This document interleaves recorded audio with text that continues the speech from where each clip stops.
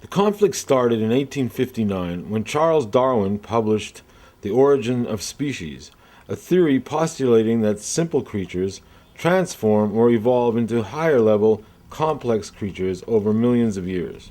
The latest faction, intelligent designists, feel, due to unexplainable complexities in evolution theory itself, that there may be an intelligent force behind evolution, but not necessarily is it God. I mean, did anyone ever stop and think that maybe God has his own biological proof showing irrefutably that he is the creator and there is nothing else?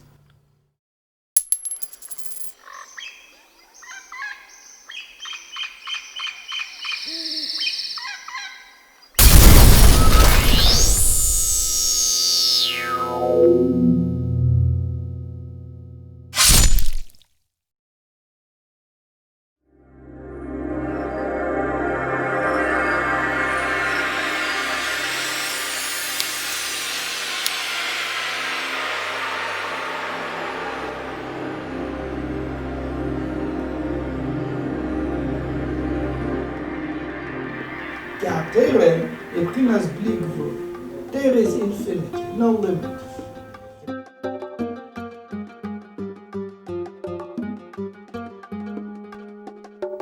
Filming the 7 natural wonders of the world is a great goal to have in life, especially if you've got nothing better to do. Another goal one might try to achieve is to dream up the world's greatest pool shot. That's pool as in billiards. At any rate, when I behold such wondrous beauty as this, I find it impossible to believe that it just evolved accidentally. Take that rainbow, for example. Roll it back, please. There. The real wonder is that Falls Iguazu has 275 waterfalls, and there is only one rainbow which is always in the same place. What explanation does science offer for that?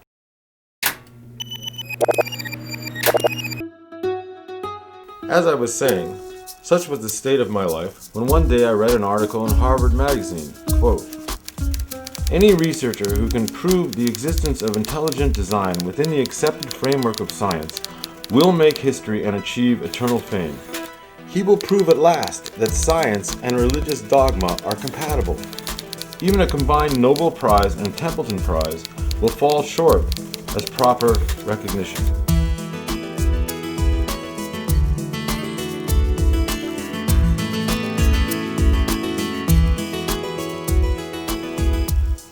I thought. Now there's a goal worth going after. All I needed was a place to conduct my research. I was standing on a street corner, focusing down, when all of a sudden I see my feet leaving the ground. I say what's happening here must be a new thing. I mean the words I'm a bird, but where's my wings? It's a sweet and dusty morning, a new day dawning, battle roosters crowing, get on your way. Yeah, yeah, yeah.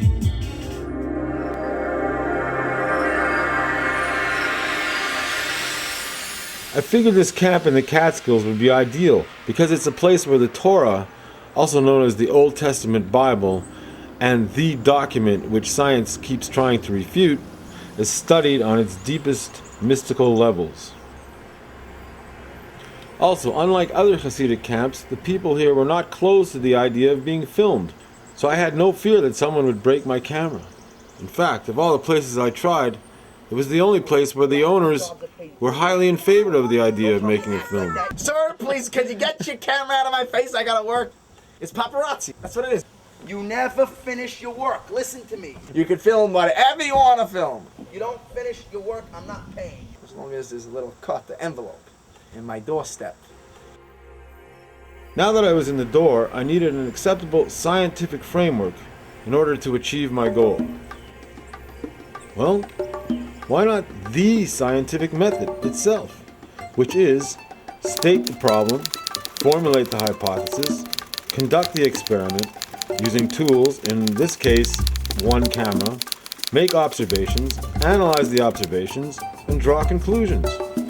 Now, although Darwin's theory of evolution seems plausible based on the physical appearance of creatures and the scientific evidence that they do transform or mutate, nevertheless, it is in fact a direct attack on the most essential commandment in the Torah, faith or belief in God.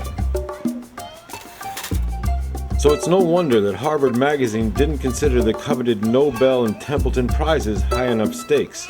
Thus, my hypothesis became, to satisfy the challenge of proving compatibility, nothing short of a biological missing link between science and the Torah will dissolve this conflict. But at this point, all I had to go on was a very risky hunch, that hidden somewhere in this mystical place there'd be an answer.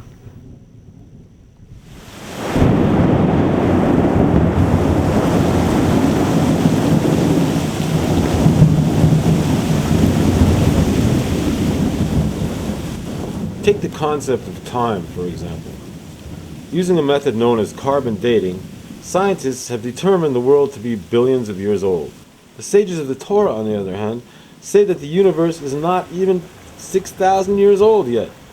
So, how could you reconcile this? How about this? Since God, the creator of time, is all-capable, he decided to create a world that looked billions of years old, so that whoever wants to be mistaken has the option to be mistaken. And in so doing, he gave mankind freedom of choice. So there you have it. But if it were that simple, then the preceding film of day changing into night would be the only proof needed.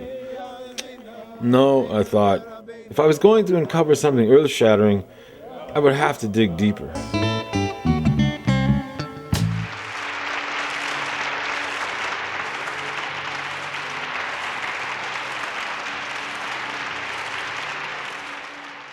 I became religious 4 years ago as a result of a clinical death.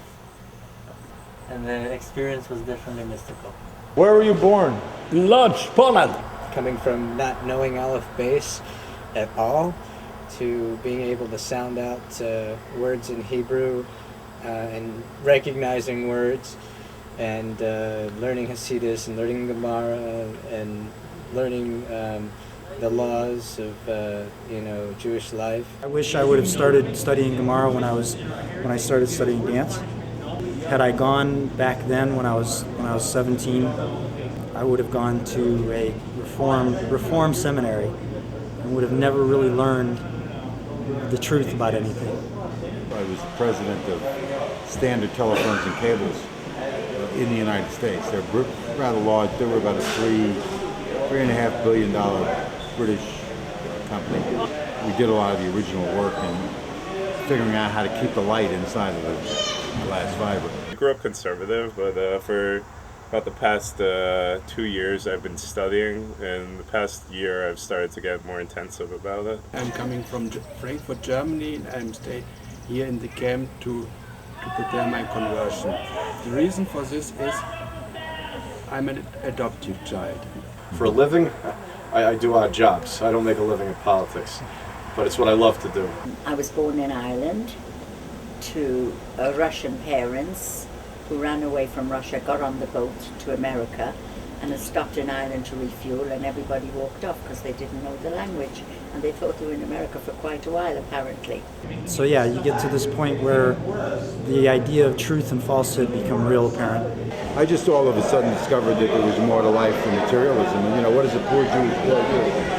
He grows up, he gets an education, your first generation college graduate. You go to work and you want to get stuff, as George Carlin calls it. More stuff, more stuff and more stuff. Lexus stuff and jewelry stuff and big house stuff. You get to be like 55 or 54 years old and you look around and you realize that, you really don't have anything. You just got a lot of stuff.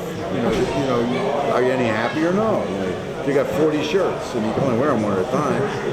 And then as I started to retire, I just became more observant and began actually laying tefillin and praying and all that stuff instead of dancing. That's kind of what the transition was like. I have no chance to show officially that I am a you. In this case, I want to do it officially. So you're saying you actually died? For how long? About a minute, less than a minute. And in a split second, I find myself in complete darkness, and something like holding me so strong that I can't even move.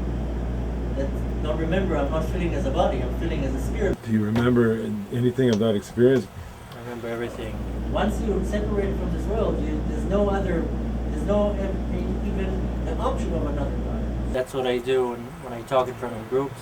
I tell them the whole experience. And I think the great miracle is that indeed you were given a second chance, and that your whole life since then has been a journey to change things around. In fact, to go anew. But I think that your honesty is something that we all share tonight with tremendous admiration, and we're very, very, very thankful. To sum it in a few words, there is life after death. The ethic is that it's never too old to stunt on each other. I'm only a 2-minute egg at this point, you know. I don't know enough, you know, and I need to know more. There's another thing, I didn't realize the Jews believe in reincarnation.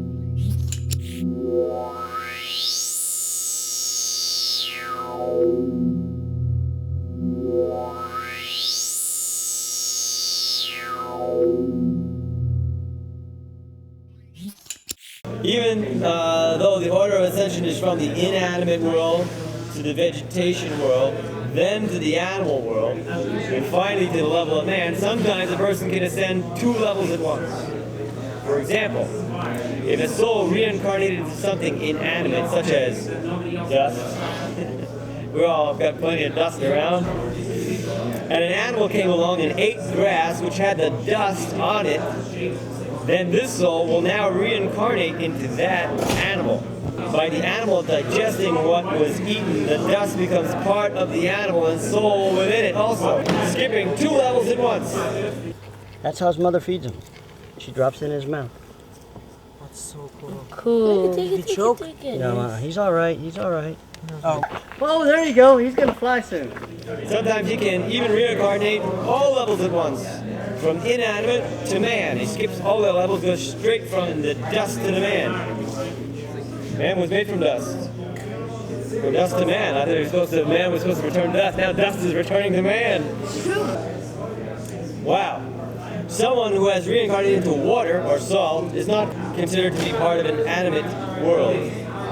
But vegetation, since water is life-giving, it flows and is not stationary like dust.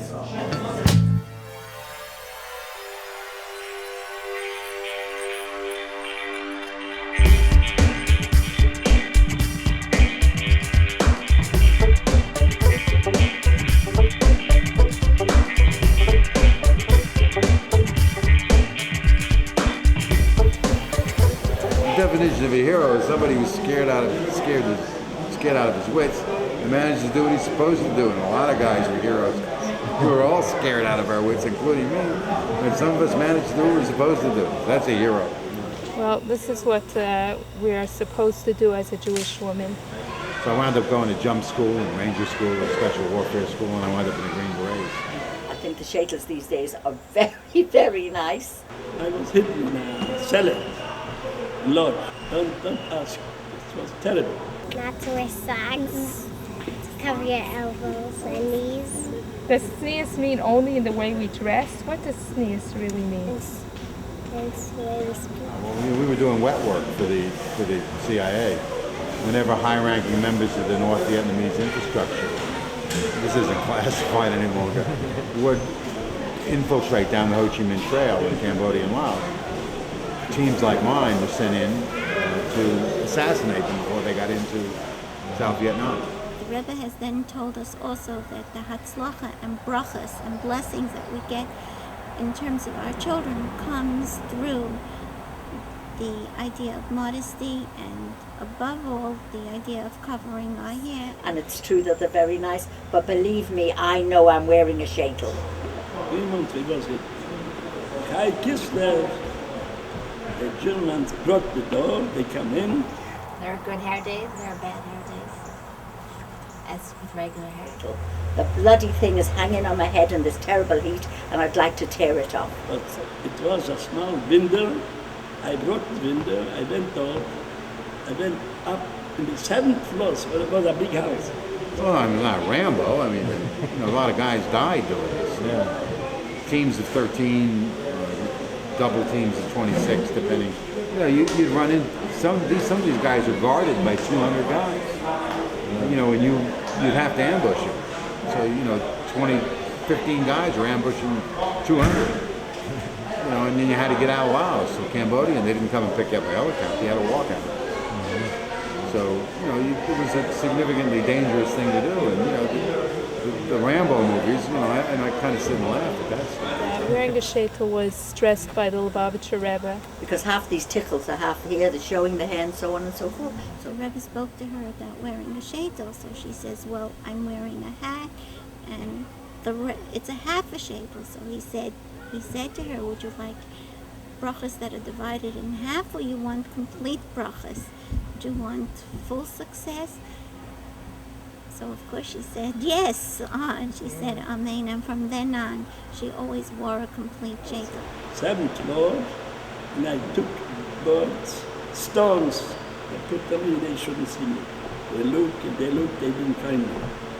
That was in the daytime. But for the most part, I really do enjoy it because it's my mitzvah. But we feel good in it, yeah, we feel good. And why not? Why not enjoy doing this mitzvah? This is a dignified way for a woman to carry herself. Just my opinion, though. Would you go anywhere without your head? My shaitel, my tichel, has become my head. Day and night, Shemedi, time and space, land and sea, fish and birds, rocks and trees. He even be the living soul in me, soul in me, soul in me. He even be the living soul in me. Miracles, he split the sea, water from a rock and mud for free. Clouds of glory, the luchas too. He even be the living soul in you, soul in you, soul in you. He even be the living soul in you.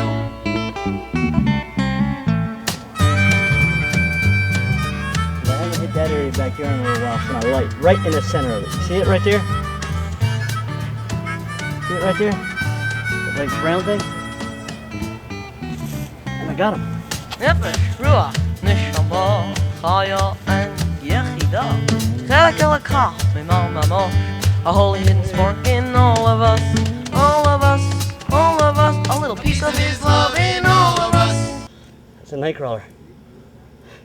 Good fishing bait.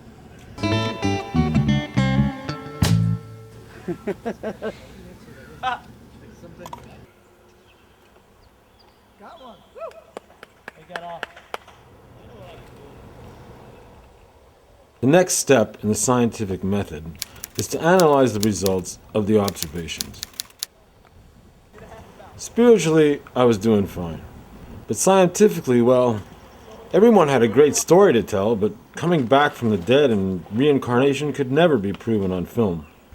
So I decided to seek the advice of a famous mystical author who happened to be staying in the camp, and who also happened to have the same last name as me. That skipped rock. That was a good skip. So you think there's any mystical significance in the number of skips a rock does?